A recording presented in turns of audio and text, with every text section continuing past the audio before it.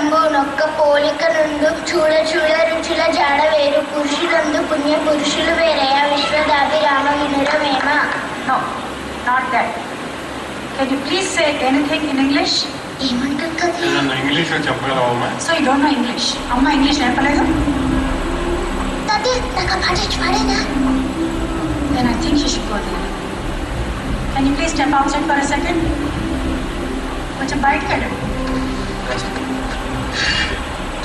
Admission సంగతి ఏమైందండి? How can you expect an admission? This is a prestigious English medium convent. Parents should teach the child at least some basic English, right? ఏమంటుంది? అది నాకు కూడా అర్థమైతే లేదు. Child will feel inferior so if she doesn't know English. అంతకంటే దౌర్భాగ్యం లేదమ్మా. We are not here for arguments. Please, I think you should try that government school. Thanks for your advice. అక్కడే చేరుస్తాను. I challenge that she will speak better English then your students.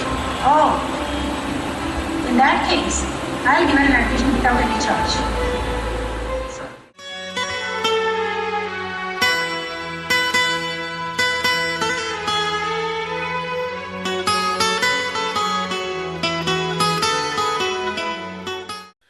ఇది సినిమాలో కథను ముందుకు నడిపించడం కోసం కాదు, మనందరి కళ్ళు తెరిపించడం కోసం తీసిన సీక్వెన్స్ లా కనిపిస్తుంది.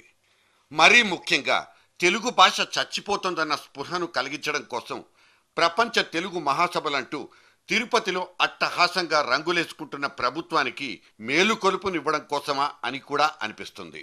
25 కోట్లు కుమ్మరించి తెలుగు భాషకు లేని నగిశీలు తొడుక్కునే సదరు మహాకార్యపు అసలు ఉద్దేశాలేంటంటూ ఒక సూటి ప్రశ్నను కూడా లేవదీస్తోంది. చిదిమిపోతున్న అక్షరాల్ని మర్చిపోయి అట్టహాసాలకు ఆహా ఓహోలకు దిగడం ఎందుకంటూ ఒక తెలుగు భాషా ప్రేమికుడు నిగ్గదీయడానికి ఊతమిచ్చింది.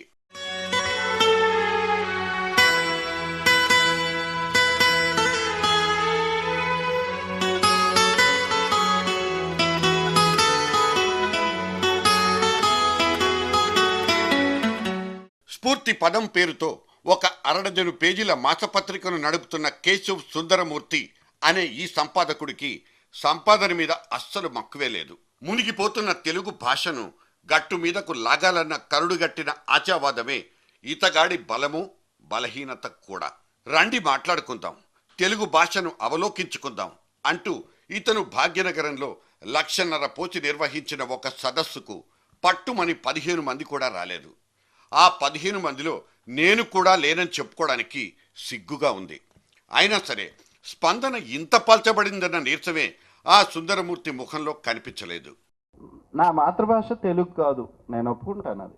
కానీ నేను ఇక్కడే పుట్టినంత వాడిని. 1964లో నేను పుడితే 1968లో మా నాన్నగారు ఇక్కడ వచ్చేసారు. నేను ఇక్కడే చదువుకున్నా.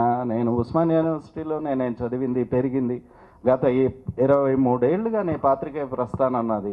నేను కొన్ని పుస్తకాలు రాశా. నాకు తెలుగు భాష అంటే మమకారం అండి, చచ్చేంత ఇష్టం. నేను చూశాను అందులో రివర్స్ పోయిటరీ అన్నది మీకు ఎంతమందికి తెలుసో నాకు తెలియదు. రివర్స్ పోయిటరీ ఇంకే భాషలోనూ లేదు. కుడి నుంచి ఎడమకి, ఎడమ నుంచి కుడికి చదివితే మీకు రామాయణం, మళ్ళీ కుడి నుంచి ఎడమకి చదివితే అది మహాభారతం. ఇది ఎవరైనా మానవ సాధ్యమా ఇది? అట్లా పెదాలు కలపకుండా ఉన్న పదాలతో కవిత్వాలు ఉన్నాయి. తరచితి, వెరచితి అంటే మీకు పెదాలు కలవు. అట్లానే ఒకటి ప్రబంధం రాశాడు మహానుభావు. ఎన్ని నిద్రలేని రాత్రుళ్ళు, ఎంత కఠోర సాధన, ఎంత అద్భుతమైన ప్రక్రియ ఇది. ఇట్లాంటివి ఎన్నో చేసిన పుంభావ సరస్వతుల సమ్మేళనమే ఈ తెలుగు భాష, ఈ సారస్వతం, ఈ వాంగ్మయం. ఈ భాషకి ఔరసపుత్రులమైన మీరందరూ, మీతో పాటు నేను కూడా సగర్వంగా చెప్తున్నా, 30 ఏళ్లలో తెలుగు కథ పరిసమాప్తం. సంస్కృతంతో పాటే తెలుగు భాషకు కూడా నిమజ్జనం ఖాయం. ఆ తర్వాత వెతికినా సరే మన అక్షరాలు మనకు కనిపించవు అంటూ సాక్షాత్తు అంతర్జాతీయ సంస్థ యునెస్కో ఒక రిపోర్ట్ రాసిచ్చింది. అందుకే ఇది ఏ ఒక్కడి సమస్యో కాదు. ఇక్కడ 9 కోట్లు, రాష్ట్రం బయట 9 కోట్లు, మొత్తం 18 కోట్ల మంది తెలుగు వాళ్లకు సంబంధించిన సమస్య. అసలు ఇప్పుడు తెలుగు ఎక్కడుంది? ఎంతమంది దగ్గరుంది? ఎన్ని నాలికల మీద నాట్యమాడుతోంది? ఇటువంటి లెక్కల్ని ప్రభుత్వం ఎప్పుడైనా తీసిందా? నిజంగా అలా తీసుంటే ఇలా ప్రపంచ తెలుగు మహాసభలంటూ మన మాతృభాషకు ఇంతటి ఖరీదు పెట్టి అంత్యక్రియలు జరుపుకోదు. ఇది ఆ సదస్సులో కనిపించిన ఆక్రోశం. ప్రపంచ తెలుగు మహాసభలు ఎందుకు చేయాలి, నేను దానికి వ్యతిరేకం కాదు. కానీ అది చేసే ముందర మాత్రం గోలదే. అసలు నువ్వు అధికార భాషా సంఘానికి అసలు ఆ సంఘం మళ్ళీ ఉందా? 3 సంవత్సరాల మట్టి నువ్వేం చేస్తున్నావు? నిజంగా నీకంత తెలుగు మీద నీకు ప్రేమ ఉంటే అధికార భాషా సంఘానికి అసలు ఆ పదవిని సంఘానికి సరే అవి ఉంటే ఏమన్నా చేసిందా అంటే కొంతన్నా చేస్తుంది. ఇప్పుడు అసలు అది లేదుగా. అది ఒకటి అసలు ఏమాత్రం చెయ్యలేదు. మేము ఎప్పటి నుంచో మేము అడుగుతున్నాం. అవి ఉన్న జీవోలు ఉన్నాయి. నైనా బాబు పాఠశాల స్థాయి వరకు తెలుగు ఖచ్చితంగా కంపల్సరీ నిర్బంధంగా పెట్టమని ఎక్కడా లేదు. అసలు కనీసం ఈ 2 నువ్వు అమలు చేసి అప్పుడు నేను సభ పెడుతున్నానంటే ఓకే, మేము వస్తాం. తల్లి భాషను బతికించుకోవాలన్న తపన ఇసుమంతైనా ఉంటే ప్రభుత్వం క్షేత్రస్థాయిలో ఎంతో కొంత ప్రయత్నమైనా చేసుండేది.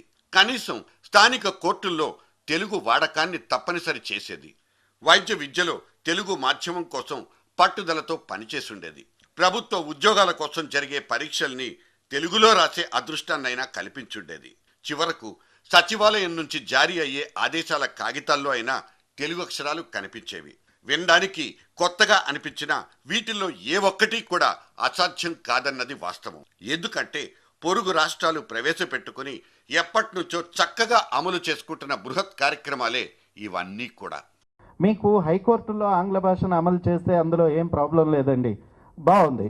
ఎందుకంటే దేశవ్యాప్తంగా ఉన్న జడ్జీలు వస్తారు అక్కడ, లేకపోతే న్యాయవాదులు వేరే భాష వాళ్ళు రావచ్చు, లేదా కేసుల నిమిత్తం కూడా వేరే వాళ్ళు రావచ్చు. కానీ ఏ అనకాపల్లిలోనో మచిలీపట్నంలోనో లేకపోతే ఏ మహబూబ్ నగర్, పాలమూరు, కరీంనగర్లోనో ఉన్న కోర్టుల్లో ఇంగ్లీష్ మాట్లాడడం వల్ల సాధించే ప్రగతి ఏమైనా ఉందా? రెండో విషయం, భారతీయ శిక్షా స్మృతి అన్నది రాష్ట్రానికి ఒకటి లేదు. భారతీయ శిక్షా స్మృతి మొత్తం భారతదేశంలో అమలవుతుంది. పక్కనున్న కర్ణాటక రాష్ట్రంలో తీర్పులు, వాదనలు అన్నీ కూడా కన్నడంలో అవుతాయి. పక్కనున్న తమిళనాడులో వాదనలు, తీర్పులు ప్రతి విషయం కూడా తమిళంలో అవుతాయి. మరి తెలుగు మన రాష్ట్రానికి వచ్చేసరికి తెలుగు భాషలో తప్ప అన్ని భాషల్లోనూ అవుతాయి. కోర్టుల్లో వచ్చి రాని పరాయి భాషలోనే వాదులాడుకునే లాయర్లు ఇంగ్లీష్ భాషలో రాసిచ్చే తీర్పులు సామాన్యుడికి ఎంత ప్రయోజనకరమన్నది మనకు ప్రతిరోజు కనిపిస్తున్న దృశ్యమే. రోగం వచ్చి ఆసుపత్రికి వెళ్ళిన మనిషికి తెలుగులో లేని మాటలతో పరామర్శించే ఇంగ్లీషు వైద్యులతో ఎంత కష్టం. ఇంగ్లీష్ మాట్లాడనందుకుగాను, తెలుగు మాట్లాడినందుకుగాను కఠిన శిక్షల్ని ప్రసాదించే కాన్వెంట్ స్కూళ్ల కసాయితనం మన మాతృభాషకు పట్టిన దౌర్భాగ్యానికి పరాకాష్ట కాదా?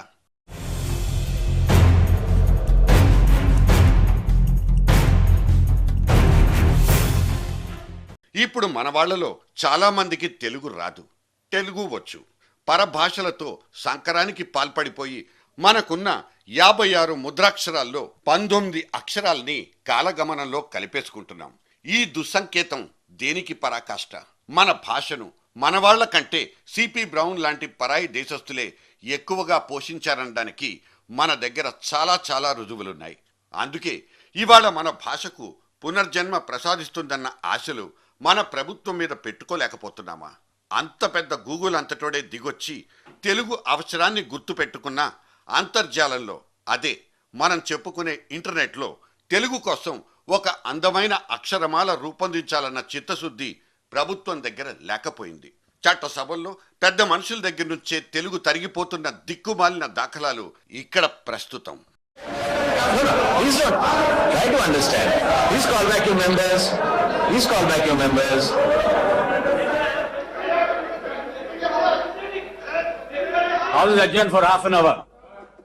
అయినా ఇప్పుడు తెలుగు భాషకేమొచ్చింది? 5-6 ఏళ్లలో 13 తెలుగు న్యూస్ ఛానళ్లు వచ్చిన సంగతి మర్చిపోయారా? 25 లక్షల దాకా సర్క్యులేషన్ పెంచుకుని కండపుష్టి కలిగిన వార్తాపత్రికల్ని చూడడం లేదా అనే వాదనలు ఉన్నాయి. కాకపోతే ఈ పెరిగిన విస్తృతి తెలుగు వ్యాప్తిని తుంచిపడేస్తున్న సంగతులే ఇక్కడ అసలు సిసలు విషాదాలు. దేశ భాషలందు తెలుగు లెస్సన్న మాటలు 7 రోజులతోనే గడిచిపోయాయి. కనీసం మన భాష అయినా మనకు లెస్స కాకూడదా? మన తల్లిని మనం నెత్తికెత్తుకోవడం మన బాధ్యత కాదా? అయినా తెలుగును గౌరవించుకోవడం అంటే ఇంగ్లీష్ను తిట్టిపోయడం కాదు. ప్రపంచం చిన్నదైపోతున్న గ్లోబలీకరణ నేపథ్యం, ఇంగ్లీష్కున్న అవసరాన్ని ఆకాశమంత ఎత్తుకు పెంచేస్తోందన్నది అంగీకరించి తీరాల్సిన వాస్తవం. కానీ ఆ అవసరాల సునామీలో తెలుగు అక్షరాలు కొట్టుకుపోకుండా కాపాడుకోవాలన్న ధ్యాస కూడా ఉండాలి. ఆ ధ్యాస ఇప్పుడు రాకపోతే రేపు వచ్చినా లాభముండదన్నది కొందరు ఆలోచనాపరుల ముందస్తు మాట. ఒక అసత్యం అనేది ప్రచారమైన జనాల్లో. ఉన్న ఉద్యోగాలే తక్కువ, ఉన్న అవకాశాలే తక్కువ దేశంలో. గ్రామసీమల్లో ఉన్నవాళ్ళు, చదువు రాని వాళ్ళు, చాలా ఆర్థికంగా దుస్థితిలో ఉన్నవాళ్ళు ఎదగాలనే కోరిక ప్రతి మనిషికి ఉంటుంది. మురుగువాడల్లో ఉన్నాడికి వెళ్ళి జూబ్లీ హిల్స్లో ఉండాలని ఉంటుంది. ఆ విధంగా ఈ ఎదిగే కార్యక్రమంలో వాళ్ళకు కనిపించిన ఆశాజ్యోతి ఒకటే, పాత ట్రెడిషన్. అంటే ఇంగ్లీష్ మీడియంలో చదువుకున్నట్టయితే మనకు ఉద్యోగ అవకాశాలు ఎక్కువ, బతకడానికి ఇది ఒక మెట్టు, ఎదగడానికి ఇది ఒక మెట్టు అనేటువంటి ఒక అసత్యం. ఇది నిజం కాదు. ఎందుకంటే రాష్ట్రంలో ఉన్నటువంటి 100 ఉద్యోగాల్లో 99.90% ఉద్యోగాలు ఎక్కువ మంది ఇక్కడే కాదు, ప్రపంచం అంతా కూడా ఆయా ఊళ్ళల్లో, ఆయా మండలాల్లో, ఆయా జిల్లాల్లో, ఆయా రాష్ట్రాల్లోనే చేస్తారు. ఇక్కడే కదా, అమెరికాలో, ఇంగ్లాండ్లో, అన్ని దేశాల్లో అందరూ వెంటనే వెళ్ళిపోయి రకరకాల విదేశాల్లో రెక్కలేసుకొని ఎగరరు. ఎక్కడ సొంత ఊళ్ళల్లోనే చేసుకుంటారు ఉద్యోగాలు అందరూ కూడా. 1000కి 1 2 వేరే దేశాలకి, వేరే ఊళ్ళకి వెళ్తారు. ఇది ప్రపంచంలో సత్యం, భారత్లోనే కాదు. కానీ ఆ ఒక్క అవకాశం కోసము అది ఇంగ్లీష్ చదివితే మాత్రమే వస్తుందనేటువంటి ఒక అసత్య ప్రచారాన్ని చదువు తెలియని వాళ్ళు, చదువు అంటే అర్థం కాని వాళ్ళు, చదువు యొక్క ఇంపార్టెన్స్ తెలియనటువంటి మూర్ఖులు విద్యాశాఖ మాత్యులుగా ఉండి చేసినటువంటి ఒక కంటిన్యూస్ కార్యక్రమం ద్వారా జనానికి చెప్పి నమ్మించినటువంటి పెద్ద అబద్ధం ఇది. అయినా ఇక్కడ గుండెలు బాదుకోవడం కాదు, నిర్మాణాత్మకమైన ఆలోచన కావాలి. ఇంగ్లీషే కాదు, తెలుగు కూడా అవసరమేనన్న అవగాహన ఎవరి పిల్లల్లో వాళ్ళు కల్పించగలిగితే అదే చాలు. పిల్లల్ని తెలుగు మీడియం స్కూళ్లలోనే చేర్పించేటంత గొప్ప త్యాగం కాకపోయినా తెలుగును కనీసం 3వ భాషగా చదువుకొనిచ్చినా చాలు. ఆ విధంగా అధమ పక్షం 25 సంవత్సరాలైనా మన భాషకు మనం ఆయుష్ పెంచుకోవచ్చు. కులాలు, మతాలు, ప్రాంతాల వారీగా అడ్డంగా చీలిపోతున్న ఇవాల్టి పరిస్థితుల్లో రేపటి రోజున ఎవడికి వాడు కొత్త భాషను రాసుకోలేడు. అందుకే తెలుగును బతకనిద్దామంటూ ఓ చిన్న ప్రయత్నం చేసి తనలోని కసిని, కాంక్షను బహిర్గతం చేసుకున్నాడు ఈ సుందరమూర్తి. తెలుగును వెలిగించడం కోసమే పుట్టిన ఈ చిరు దివ్యకు జర్నలిస్ట్ డైరీ నిండైన అభినందనలు.